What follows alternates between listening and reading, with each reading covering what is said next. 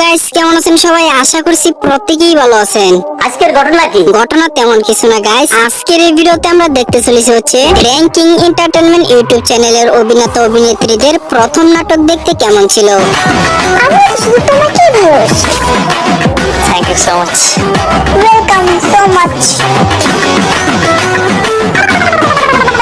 কে হালিম?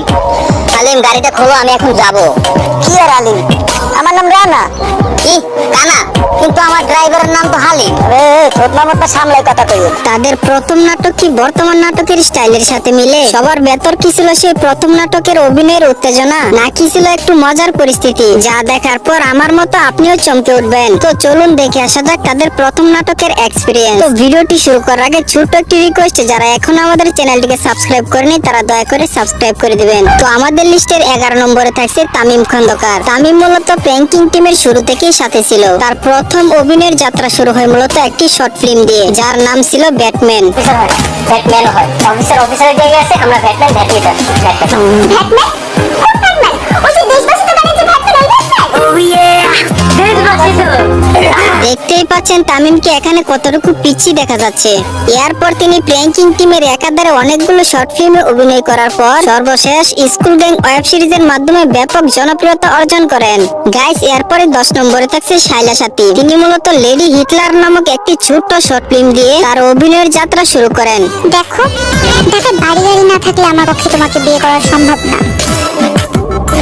আর আমার বাবা কিছু ভালো ছেলেও দেখেছে, যাদের ঢাকাতে বাড়ি গাড়ি এমনকি হেলিকপ্টারও আছে। গাইস, দেখতেই পাচ্ছেন সাথীকে এখানে কতটুকু বাচ্চা বাচ্চা মনে হচ্ছে।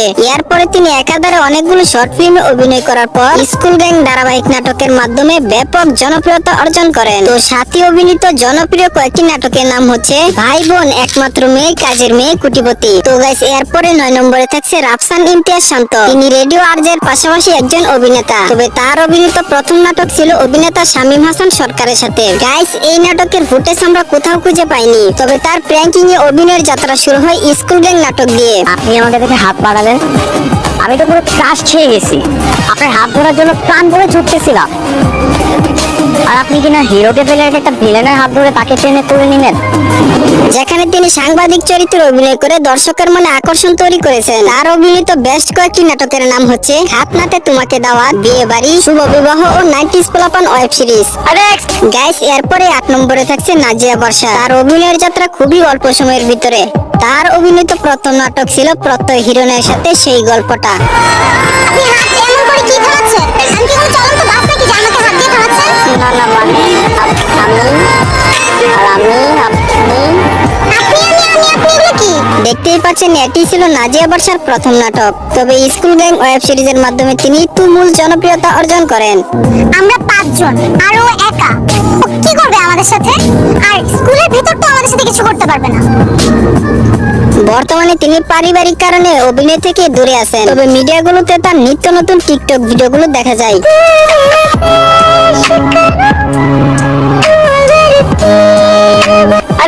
গাইস, এরপরে 7 নম্বরে থাকছে শোয়েব আক্তার শান্ত, যাকে সবাই মিডিয়াতে শান্ত নামেই চিনে। তার অভিনয়ের যাত্রা শুরু হয় মূলত স্কুল গ্যাং ওয়েব সিরিজ দিয়ে।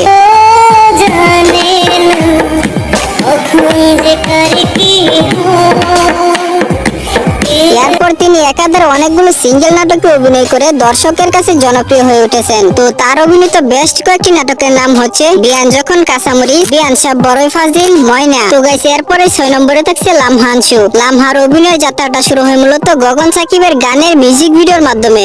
বাবু বলে ডাকবে আজ তাকে, কে তোমায় প্রেমিকা মেনেছে, বাইকে তুই মাদকের আখড়ায় আখড়ায় আমাকে খুঁজে পাবি তুই। এরপরে 2023 সালের 8 এপ্রিল তার প্রথম নাটক রিলিজ হয়। নাটকের নাম দুটি মনে লেগেছে জোড়া। মানে শোনো, তোমাকে আমি ডাকিনি, ভাই ডেকেছিল। তোমার যাওয়াটা খুব ইম্পর্টেন্ট ছিল। মনে হচ্ছিল ভাই তোমাকে কিছু ইম্পর্টেন্ট কথা বলতে চাচ্ছিল।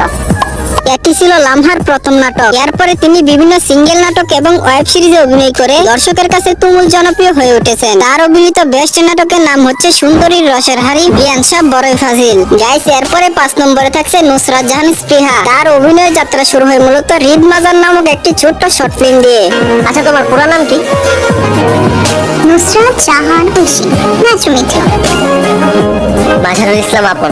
Nice to meet you too. হ্যাঁ, এটি ছিল স্পৃহার জীবনের প্রথম নাটক। এরপরে তিনি একাধারে বিভিন্ন শর্ট ফিল্ম এবং সিঙ্গেল নাটকে অভিনয় করে দর্শকের কাছে পরিচিত হয়েছেন। তো তার অভিনীত বেস্ট কয়েকটি নাটকের নাম হচ্ছে কালো বউ, দুষ্টু জামাই, কুংফু বউ, জেদি চাচাতো বোন। গাইস, এরপরে 4 নম্বরে থাকছে সাকিব সিদ্দিক। র্যাঙ্কিং এর অত্যন্ত জনপ্রিয় অভিনেতা হচ্ছেন সাকিব সিদ্দিক। তো তার অভিনীত প্রথম নাটক হচ্ছেন এটি। বেটা আজকালকার ছেলেগুলো অবস্থা দেখছো? এই সকিনারে কি মুই কম ভালোবাসতাম? কি করি নাই ওর লইগা? আর ওই মোর মতো একটা হ্যান্ডসাম পোলা হালাইয়া চাপা দি শামসুর লগে ভাগ্যে গেলে এটা কোনো কথা? সরি গাইস, এই নাটকটির নাম জানা যায়নি।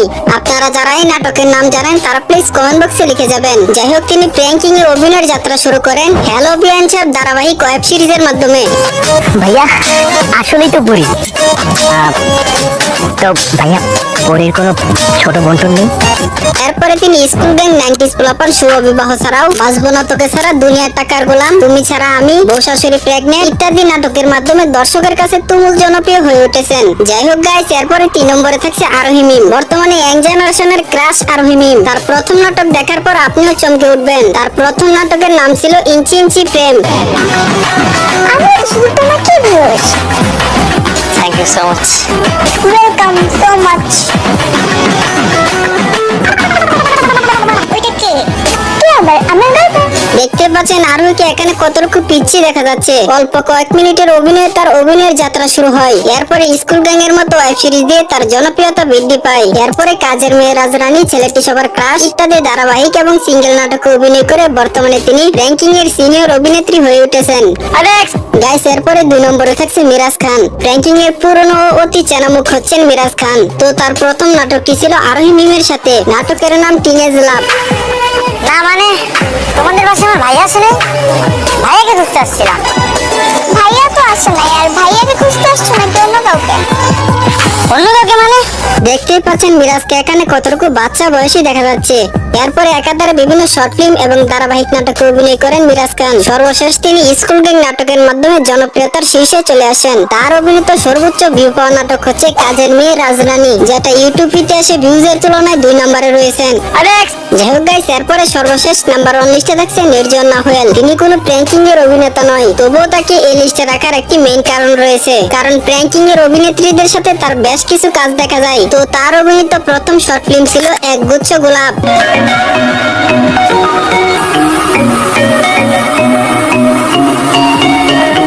যেখানে মাত্র 4 মিনিটের ডিউরেশন ছিল। তিনি নির্মাতা অর্থাৎ ডিরেক্টর হতে চেয়েছিলেন। 2016 সাল থেকে তিনি নিজের অভিজ্ঞতাতেই কাজ করতে শুরু করেন। তবে 2020 সালে তিনি প্রফেশনাল লেভেলে পৌঁছান। গাইস, এই লিস্টে ভুল করে আরো একজনের নাম মিস গেছে। তিনি হচ্ছেন অনন্যা ইসলাম। তো তার অভিনীত প্রথম বিটিভি নাটক ছিল রোজ রোজ। বলো, আমাকে মারিনি দাদিমা, আমার পুতুলটাকে ও বল তুলে পুরো কাট করে দিয়েছে। হ্যাঁ, এই মেয়েটি হচ্ছেন অনন্যা ইসলাম, যাকে আপনারা অনেকে হয়তো চিনতে পারছেন না। এরপরে তিনি Apu by the great short film দিয়ে নাট্যযাত্রা শুরু করেন। আপনার মতো ছেলেরা যে কি বলতে চায় সেটা বুঝতে পেরেছি। আচ্ছা, আপনি কি ভাবছেন? মানে আপনি হবেন আমার বস? তো অনন্যা অভিনীত বেস্ট কয়েকটি নাটকের নাম হচ্ছে প্রজাপতি, ইশারা, ক্রাশ, যখন হেল্পার। যাই হোক গাইস, এই ছিল মূলত প্র্যাঙ্কিং এন্টারটেইনমেন্ট ইউটিউব চ্যানেলের অভিনেতা অভিনেত্রীদের প্রথম নাটক নিয়ে আজকের মতো এই ভিডিওটি। আশা করছি আজকের ভিডিওটি আপনাদের মাঝে অনেকটাই ভালো লেগেছে। ভিডিওটি ভালো লাগলে অবশ্যই একটি লাইক করবেন এন্ড পরবর্তী ভিডিওর জন্য চ্যানেলটিকে সাবস্ক্রাইব করে পাশের বেল আইকনটি ক্লিক করে দিবেন। তো প্র্যাঙ্কিং এর অভিনেতা অভিনেত্রীদের ভিতরে আপনার পছন্দের অভিনেতা ও অভিনেত্রী কে তা কমেন্ট বক্সে লিখে যাবেন। প্র্যাঙ্কিং এর অভিনেতা অভিনেত্রীদের মাসিক ইনকাম কত তা জানতে চাইলে স্ক্রিনের উপর বেশি ওটা ভিডিওটি দেখতে পারেন।